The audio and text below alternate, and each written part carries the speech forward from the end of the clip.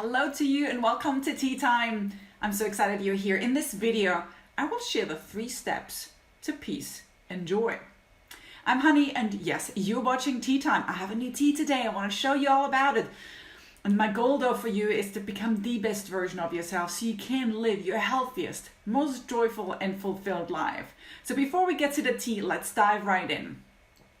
I should ask you, where are you on the roller coaster of emotions these days? And don't you think the interesting thing is that I could ask you the same question about an hour ago or in 20 minutes and your answer actually might be different? I know.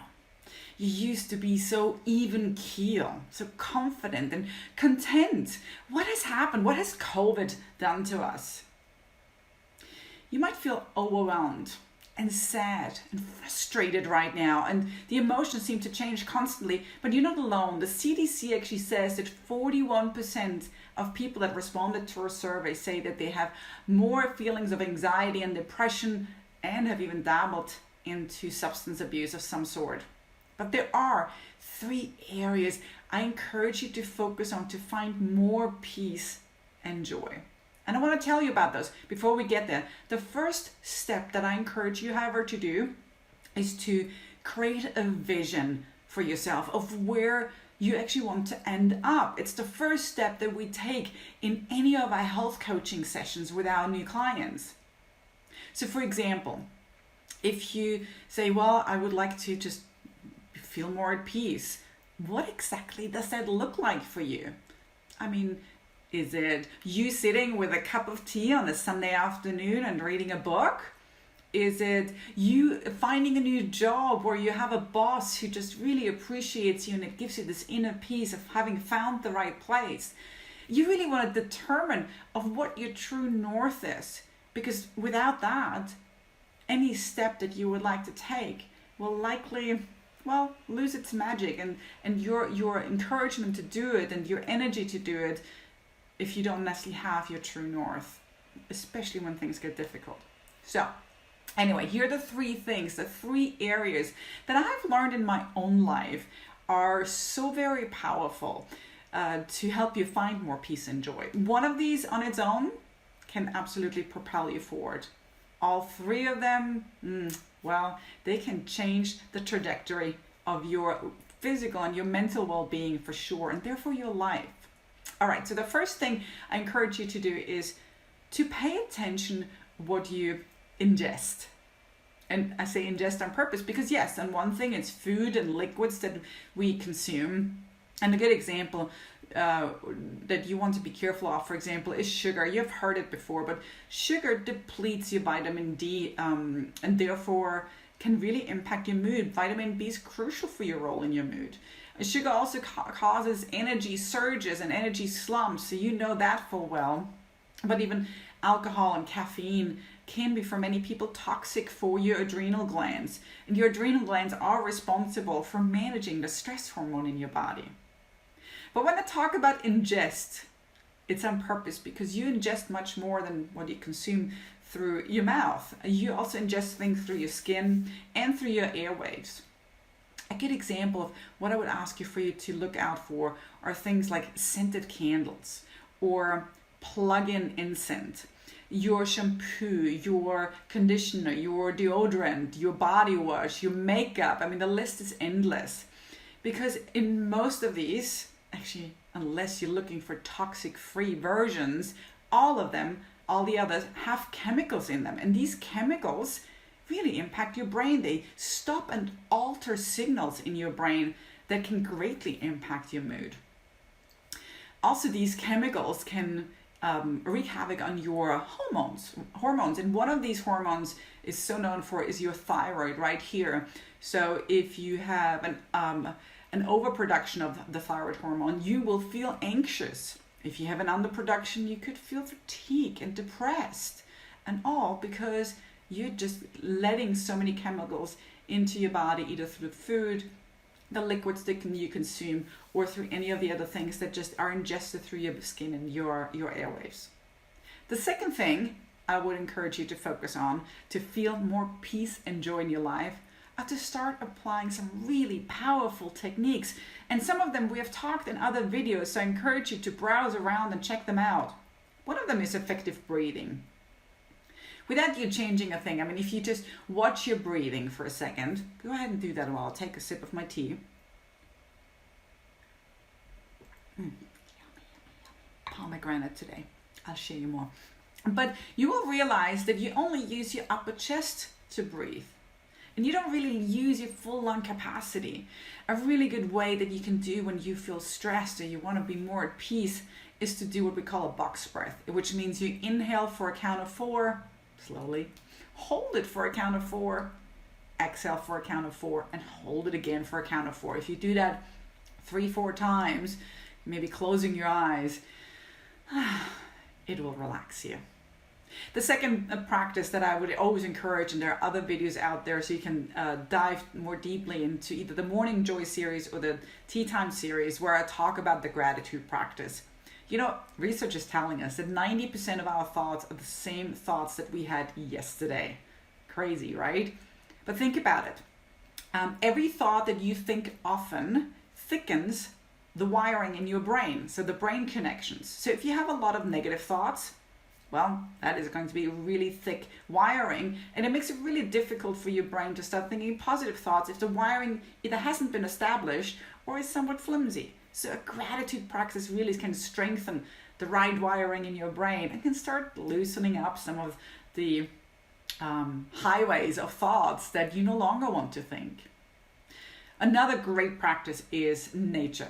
Yes, I would love for you to go out into nature. I would love for you to enjoy Mother Nature, Nestle, without, talking to a friend or burning calories or worrying about this, but literally just absorbing nature. But even if you can't, just 2 hours of listening to nature sound, think, YouTube, listening to some flowing rivers, for example, has shown that if you continuously do that, even while working, it will reduce your stress hormones by up to 800%. Wow! And it activates between 500 and 600 different DNA segments that are known to be supporting your healing of the body. Just by listening to a little river flowing while you're tapping away. I do it often in the mornings. I would check it out. And then I couldn't leave this list without meditation. I mean, meditation is known to reduce symptoms of anxiety and depression. It helps you change your perspective to really see the world from a better place. It allows you to be more compassionate to other people. And all of these things clearly add to your ability to feel more peace and joy in your life. Now to the third area of focus that I encourage you to explore, and that is to become aware of your subconscious beliefs. You may believe that your external world, your to-do list, how angry your spouse or your boss makes you, anything else, that those are the responsible triggers for your stress. And that's actually not true, because if that would be true, what you're saying is that the external world, your circumstances, your spouse, your to-do list are in charge of your emotions, of your thoughts, kind of putting yourself into a victim mode.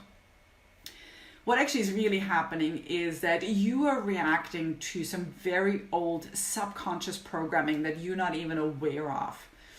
Yes, so when all of us, when we were born, the first 6-7 years of our lives were super formative. Our brains are in a brainwave called theta, which is the same brainwave that you underwent in your hypnosis.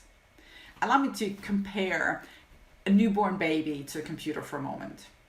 A newborn baby has the equivalent of, hardware of a computer. It has brain, it has a heart, it has bones and everything, but it has no programming. It has no beliefs, no values coming into this world. And so all of that kind of started to get caked on in the first few years of our lives, where we really don't question anything. And now here's the kicker.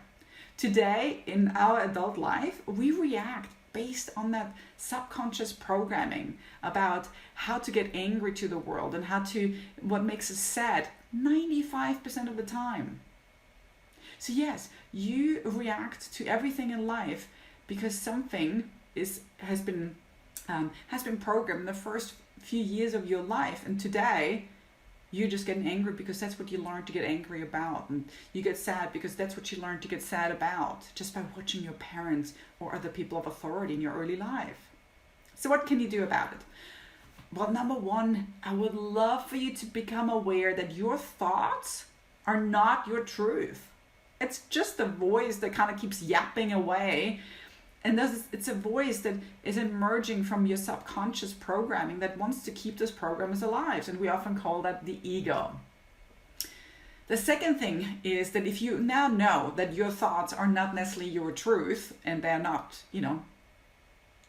it's not reality, you must become aware of those thoughts. That means that every time you have a negative emotion, if it be anger or sadness or frustration, envy, you name it, I want you to stop and pause and realize, hold on, something is happening. And therefore the next step is to start wondering what is happening. Then you want to determine what beliefs or these programs, what these subconscious programs are all about. So you can really take a look at that and question them and ask yourself, is that programming, do the way I react to this, is that my truth? Do I want to react to it this way? Does that align with the person who I want to be? And then the last step is for you to reprogram your mind so you can live from a place that is congruent with who you want to be. And we talk a lot about that in how to do the reprogramming part in my speaking engagements. I'm in the midst of writing a book about it too. So hopefully I can give you more guidelines on this very, very soon. So let me ask you, that was certainly a lot. I would be curious, which of these really resonate with you most? I would love to hear a comment. Please leave it below. And I know it feels like a lot, but the important part is that you just want to take one step at a time. You can't do it all at the same time. So maybe 2 or 3 things, specific steps that you can take. And this is really why I'm so passionate about any of us working with a health coach, a professional health coach like we do have in our JOYVIAL team, because they can guide you along, keep you accountable, keep you motivated, and make sure that you move forward. All right, I think that was enough said. Really, the tea that I've been sipping on, I have a new tea collection right now. I've asked many of you what tea to get. And so I today got this pomegranate tea. Pomegranate is meant to be all healthy for us and keeping us youthful. So why not try it out? Pomegranate and green tea, that's what I'm trying out. I always choose organic teas. For me personally, I also have to choose teas that are caffeinated free because you can tell I have lots of energy. So if I was to have some more caffeine, my adrenals would not be happy. So something I had to learn. On that note, I will continue to enjoy this. If you like these videos, please go ahead and subscribe on whatever channel you're watching this. Certainly you can go and visit us on YouTube where there are so many more videos as well. And I see you next time for our next episode of Tea Time. Until then, bye.